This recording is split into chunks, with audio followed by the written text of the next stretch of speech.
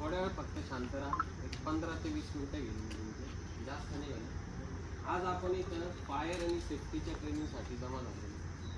आता बऱ्याचशा लोकांनी आहे ना प्रत्येक ठिकाणी फायर एक्सटिंग्विशर कोणत्या कंपनीमध्ये जा, कोणत्या ऑफिस वगैरेमध्ये जा, शाळेमध्ये जा, हॉस्पिटलमध्ये, प्रत्येक ठिकाणी आपल्याला हे बघायला भेटतं, बरोबर. पण तुम्हाला माहिती आहे का हे कशासाठी असतं? आग विझवण्यासाठी.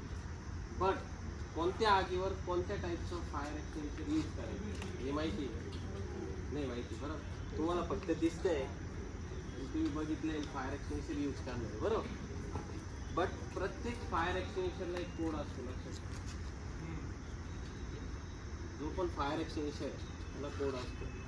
म्हणजे सर्वात पहिले एक गोष्ट लक्षात ठेवायची, ट्रायंगल ऑफ फायर. जगात तुम्ही कुठं पण जा, हा ट्रायंगल ऑफ जो फायर हा कधीच चेंज होणार नाही. जसं माणसाला जगण्यासाठी ऑक्सिजन पाहिजे, अन्न पाहिजे, त्यानंतर पाणी पण पाहिजे, बरोबर.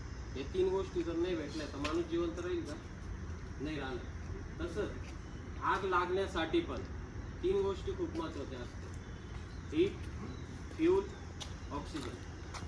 आता फ्यूलमध्ये काय काय येतं? सॉलिड, लिक्विड, गॅस, मेटल, बरेचशे प्रकारचे फ्यूल येतात. समजा हीट आहे, फ्यूल आहे, आणि जर तिथं ऑक्सिजनच नसलं तर आग लागेल का? नाही लागेल, बरोबर. समजा ऑक्सिजन आहे, फ्यूल आहे, जर त्याला हीटच नाही तर आग लागेल? नाही लागणार. उदाहरणार्थ आता हे फ्यूल आहे, बट हे कोणतं आहे? सॉलिड आहे, बरोबर. फ्यूल आहे, ऑक्सिजन पण आहे. आता जर आपण त्याला हीट दिलीच नाही तर आग लागेल का? नाही लागणार. तर या 3 गोष्टी सर्वात पहिले लक्षात ठेवायच्या: हीट, फ्यूल, ऑक्सिजन, अर्थात ट्रायंगल ऑफ फायर म्हणजे आगीचा त्रिकोण.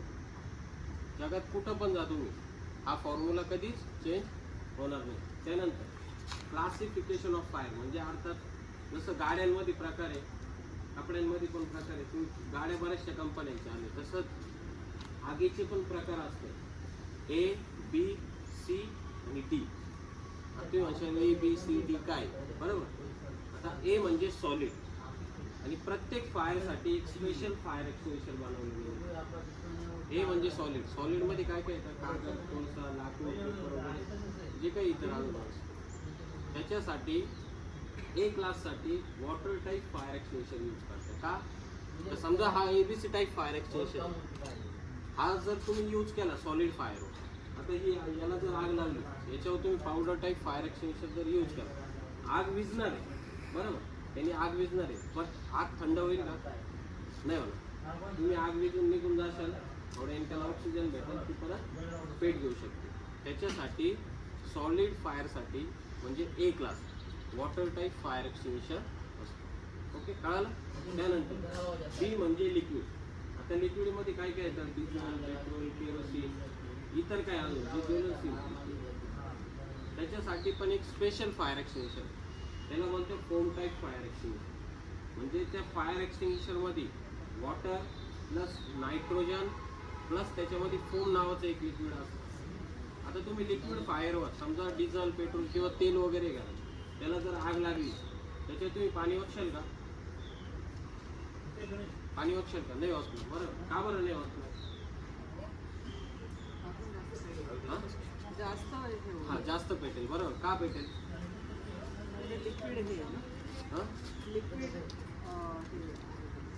नाही तसं नाही. आता समजा लिक्विड डिझेल, पेट्रोल, केरोसिन काही पण असू द्या, याच्यावर जर तुम्ही पाणी जर ओतलं तर आग विझणार नाही, बरोबर. आग उलट वाढल. का वाढल?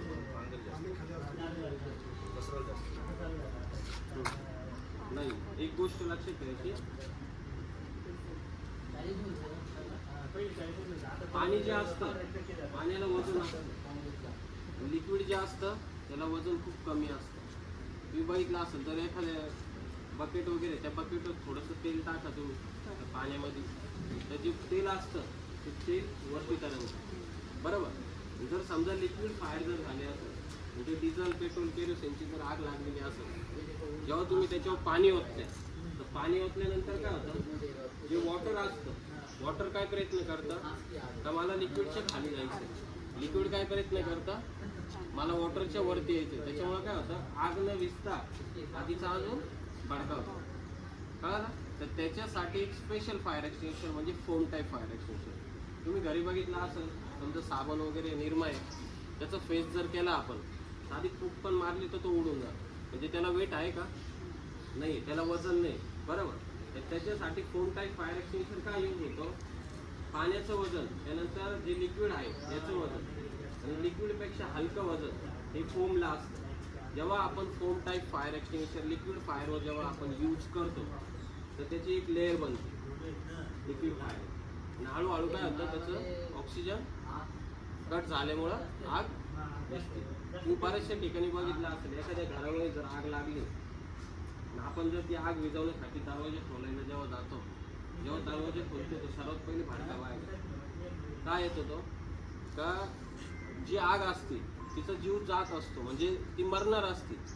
बट आपण दरवाजे खोलल्यामुळे काय आलं, तिला ऑक्सिजन मिळतो म्हणून ती अजून भडकावते. त्यानंतर सी म्हणजे गॅस, आणि प्लस त्याच्यामध्ये गॅस फायर आणि त्यानंतर इलेक्ट्रिक फायर करू. आता गॅसमध्ये काय काय येतं, LPG गॅस येतो, गोबर गॅस येतो, CNG गॅस येतो, बरेचसे प्रकारचे जे ज्वलनशील गॅस आहेत. आता याच्यामध्ये पण एक प्रकारचा गॅस असतो, बट त्याला आग नाही लागत, तो आग विझवतो. ते जे जळणारे गॅस आहेत तेच गॅस. यांच्यासाठी पण एक स्पेशल फायर एक्सटिंग्विशर, त्याला बोलते कार्बन डायऑक्साईड अर्थात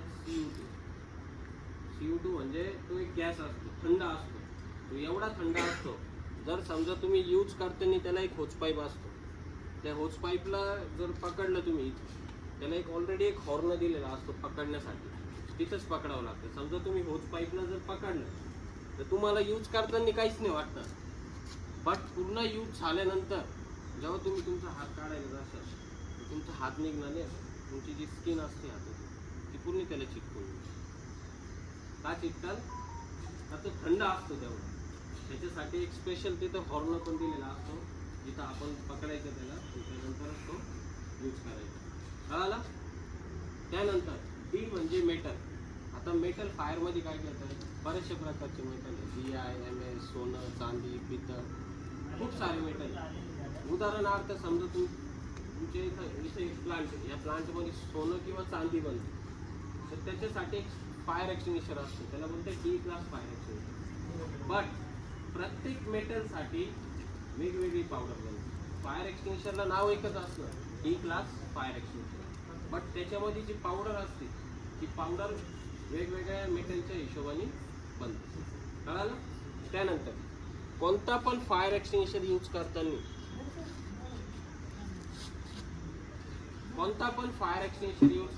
सर्वात पहिले इथे एक प्रेशर गेज दिलेला असतो, दिसतोय का?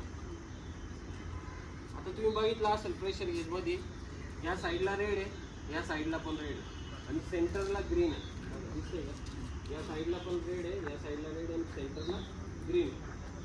जर समजा ह्या साईडला रेड मध्ये जर काटा असला तर लो प्रेशर, म्हणजे याच्यामध्ये पावडर आहे, तुम्हाला जड लागेल, पावडर आहे याच्यामध्ये, बट ही पावडर ज्या प्रेशरने बाहेर येणार आहे ते प्रेशरच नसलं तर पावडर बाहेर पडेल का? नाही पडणार. तर मिनिमम हा जो काटा असतो हा सेंटरमध्येच पाहिजे, म्हणजे याच्यामध्ये 15 kg प्रेशर आहे, 15 ते 15 kg प्रेशर आहे. समजा ह्या साईडला रेडमध्ये जर असला तर हाय प्रेशर आहे. हाय प्रेशर आम्ही कधी देतो, जेव्हा या बॉडीची हायड्रोलिक टेस्टिंग असते. तुम्ही बघितलं असेल LPG सिलेंडरची पण टेस्टिंग होती, CNGच्या सिलेंडरची पण टेस्टिंग होती, तशीच या सिलेंडरची पण टेस्टिंग होती. तर कोणता पण फायर एक्सटिंग्विशर यूज करायच्या अगोदर सर्वात पहिले हा जो काटा असतो हा बघायचा, हा सेंटरमध्ये आहे किंवा नाही. हा जर असला तरच यूज होईल, सेंटरमध्ये असला. त्यानंतर यूज करताना याला एक सील असतं, हे सील जे असतं इझिली तुटतं, त्याला फक्त इथं जर पकडलं तुम्ही ओढला तर सील तुटणार नाही. तसं तुटला तर याला बोलतं सेफ्टी पिन, याला सेफ्टी पिन बोलते. ही सेफ्टी पिन जर तुम्ही अशी गोल जर फिरवली तरी हे सील लगेच तुटून जाईल. ओके. त्यानंतर सील तुटल्यानंतर यूज करताना कधी पण होज पाईप जो असतो याला बोलते होज पाईप. या होज पाईपला असं इकडं कुठं पण नाही पकडायचं, पकडताना या नोजल पाशीच पकडायचं. त्याचं कारण काय असतं, जेव्हा प्रेशर ही जी पावडर असते ही बाहेर पडते तर हा जो होज पाईप असतो याची मुवमेंट कंटिन्यू अशी होईल. जर तुम्ही पाठीमागं पकडलं, जर तुम्ही पुढं जर पकडलं तर मुवमेंट होईल का? नाही होणार. बरोबर. आणि आग विझवताना मिनिमम आगीपासून 1 ते 1.5 मीटरच्या अंतरावर थांबायचं आणि आगीच्या विरुद्ध दिशेने थांबायचं. उदाहरणार्थ अशी हवा येते इकडे, आग चालू आहे, तुम्ही जरा हवेच्या समोर जाऊन जर उभे राहिले असे फायर एक्सटिंग्विशर जर तुम्ही यूज केलं तिथे आग विझणार आहे. अशी पण तुम्ही इकडून विझवा किंवा तिकडून विझवा, आग विझणार आहे. बट काय याच्यामधून जी पावडर बाहेर पडते ती तुमच्या नाका तोंडात जाऊ शकते, जेणेकरून तुम्हाला सर्दी, खोकला, ताप वगैरे असं होऊ पण शकते. तर आग विझवताना आगीच्या विरुद्ध दिशेने थांबायचं, जेणेकरून काय होतं, जेव्हा यूज करतो पावडर जी बाहेर पडेल ती तुमच्या अंगावर येतं, ती अशी सरळ निघून जाईल. कळालं सर्वांना? नक्की काही गोष्टी विचारू शकते. आत्ता गेल्यानंतर पुढच्या वर्षी हा नाही विचारू शकते, काही प्रॉब्लेम नाही. आणि आता इथं आपल्याला एक छोटीशी आग लावायची आहे आणि तुम्हाला सर्वांना हे जे फायर एक्सटिंग्विशर हे यूज करायचे. का म्हणजे कोणता प्रसंग कधी आणि प्रत्येक ठिकाणी जो फायर फायटर आहे तोच असेल असं नसतं. काही वेळेस घरात लेडीज एकटे असतील, काही वेळेस जेंट्स एकटे असते घरात, बरोबर. आणि कधी पण एक गोष्ट लक्षात ठेवायची, खासली लेडीजसाठी बरं का, संध्याकाळी आपण जेव्हा झोपतो ना, झोपताना कधी पण किचनची जी खिडकी असते ही उघडी ठेवायची. आणि समजा LPG सिलेंडर आहे, माझ्यासोबत झालेलं आहे म्हणून सांगतो, LPG सिलेंडर आहे, LPG सिलेंडरला जर समजा या नोझलला जर आग लागली तर काही प्रॉब्लेम नाही. बट जर LPG सिलेंडरला चारही साईडनी जर आग लागलेली, म्हणजे समजा तुम्ही तिथं पेपर वगैरे काहीतरी ठेवलेले आणि तिथं साईडला त्याला आग लागलेली, म्हणजे सिलेंडर तापतोय बरोबर. आणि मिनिमम जर 15 ते 20 मिनटं जर झाले जर असतील तर जेवढ्या लवकर होईल तेवढ्या लवकर तिथून पळून जायचं, थांबायचं नाही. 15 ते 20 मिनटं जर झाले असतील तर तिथं थांबायचं नाही. कारण जेव्हा याचा ब्लास्ट होतो इथून हा नाही, याला स्पीड नसते, बट इथं जी बिल्डिंग असते तुम्ही बघितलं असेल, हा जो खालचा बेस असतो याला एवढी स्पीड असते तर सेकंदाला 1 किलोमीटरला जातो. किती? सेकंदाला 1 किलोमीटरला जातो. हे हडपसरमध्ये घडलेलं आहे. हा माझा 1 साईड फेस पूर्ण जळालेला आहे. म्हणून सांगतो LPG सिलेंडरची कधीच मजा करायची नाही जर साईडनी जर आग लागलेली असेल. जर नोझलला वगैरे जर आग लागलेली असेल तर एक लक्षात ठेवायचं, आगीमध्ये आणि जे फ्यूल असतं कोणतं पण असू दे, मग ते fuel solid, liquid, gas, metal कोणतं पण असू, याच्यामध्ये एक अंतर असतं. समजा आता याच्यात जर LPG गॅस आहे तो निघतोय आणि आपण काडी जर लावली तर मध्ये एक गॅप असेल, तिथे तुम्ही साधं सिम्पली फक्त एक फिंगर पण जर ठेवलं ना तर ती आग पण विझून जाते आणि आपल्याला पण काही इजा होत नाही. जर नाही तसं जमलं एक साधं सिम्पल एक सुती कापडीची चादर वगैरे किंवा बांधण वगैरे घ्यायचं, ओलं करायचं. ते ओलं केल्यानंतर जेवढ्या फास्ट मुवमेंटमध्ये होईल तेवढं फास्ट मुवमेंटमध्ये ते त्याला गुंडाळून टाकायचं. का तर ते गुदमळून जाईल, म्हणजे त्याला जे ऑक्सिजन असतं ऑक्सिजन त्याला भेटणार नाही, त्याच्यामुळे काय होईल ती आग विझून जाईल. जर ते पण नसलं तर आपल्या घरात बकेट वगैरे असते, प्लॅस्टिकच्या वाल्या किंवा मेटलच्या वाल्या कोणतं पण बकेट असतं, जेवढ्या स्पीडनी होईल तेवढ्या स्पीडनी ते त्याच्यावरती मारायचं, जेणेकरून काय होतं लगेच ऑक्सिजन जे असतं ते कट होऊन जातं आणि आग विझून जातं. कळालं? ती तर एक छोटीशी आग लावून तुम्हाला सर्वांना एक फायर एक्सटिंग्विशर यूज करायची. आणि याच्यामध्ये घाबरण्यासारखं काहीच नसतं. पहिली गोष्ट, घाबरण्यासारखं काहीच नाही याच्यामध्ये, म्हणजे असं काही नाही आहे तर तुम्ही ऑपरेट करणार आहे तुम्हाला काही इजा होणार. याच्यामधून एक पावडर आहे, ती पावडर आग विझवायची पावडर आहे, ती बाहेर पडणार. आणि कोणती पण आग जर असली, सॉलिड, लिक्विड, गॅस, मेटल, ही जर आपण फायर एक्सटिंग्विशरने जर विझवल्यानंतर शेवटलं तुमचं एक काम काय असतं का, प्रत्येक आगीला जर आपण जर थंड नाही केलं तर ती नंतर त्याला ऑक्सिजन घेऊन ती परत पेटू शकते. कारण म्हणजे आपण आता समजा ही आग लावणार, ही आग आपण फायर एक्सटिंग्विशरने यूज करणार बरोबर. फायर एक्सटिंग्विशर तिथे यूज करून विझल, तुम्ही जर असेच निघून जर गेले त्याच्यामुळे जर पाणी नाही टाकलं, म्हणजे त्याला जर थंड नाही केलं तर ती आग परत थोड्या वेळाने पेटू शकते. त्यानंतर आपल्या ऑफिस वर्कमध्ये एकच प्रकारचा फायर एक्सटिंग्विशर, बट त्याच्यावर एक कोड आहे. आता मी जे तुम्हाला समजावलं सांगतो स्टार्टिंगपासून त्याच्याबद्दल तुम्हाला विचारतो. आता इथे एक कोड दिलेला दिसतोय का, ABC दिसतोय का, ABC. तर याचा अर्थ काय सांगू शकते? तुमच्या सर्वांचं लक्ष होतं, सर्वांचं लक्ष होतं म्हणून विचारतो. आता याच्यावर दिलेलं आहे, याला बोलताय ABC टाईप फायर एक्सटिंग्विशर. आणि मी तुम्हाला पूर्ण सांगितलेलं आहे स्टार्ट टू एंड. ABC म्हणजे काय, B म्हणजे हां मेटलसाठी नाही, पण कशासाठी सांगू शकतो. हां सॉलिड लिक्विड, सी मध्ये अजून एक फायर इलेक्ट्रिक फायर पण येते. इलेक्ट्रिक फायरसाठी मी तुम्हाला सांगितलं तर special COT type fire extinguisher तो पण यूज करू शकते, हा पण यूज करू शकते. बट याच्यामध्ये फायदे पण आहेत, तोटे पण आहेत. तसे काय आता हा पावडरवाला आहे, CO2 जो असतो हा गॅसवाला. समजा एखाद्या पॅनलमध्ये किंवा एखाद्या CPU वगैरे मध्ये तुमचा आग लागते, पूर्ण CPU मध्ये कधी आग लागते का?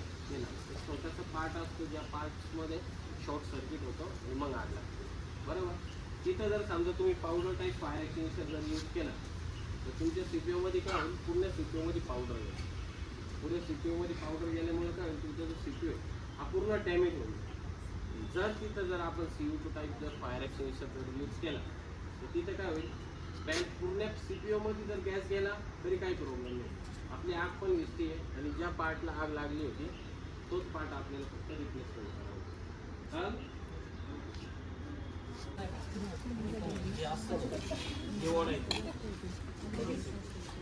सेफ्टी पिन कार्ड असतं त्यानंतर थांबा, याला वॉल गार्ड, हे वॉल गार्ड पण तुम्हाला कशासाठी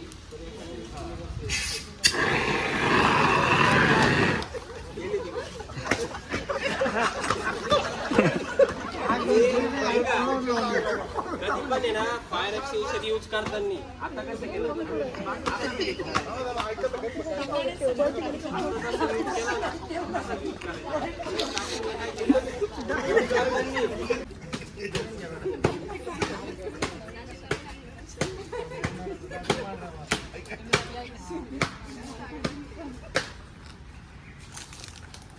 प्रेस करायचं, करा ना प्रेस करायचं,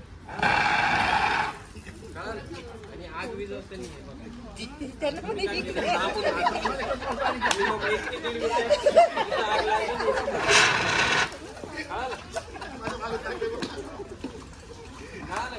चला या कोण कोण आज एक फायर एक्सटिंग्विशर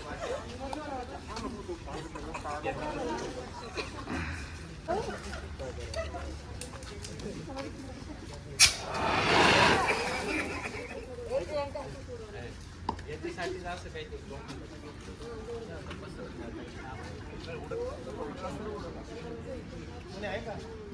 यूज करून घ्या सगळ्यांनी.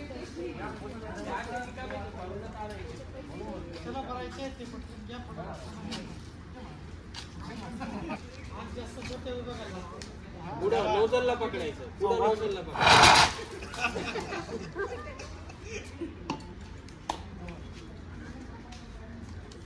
चला या कोण कोण आहे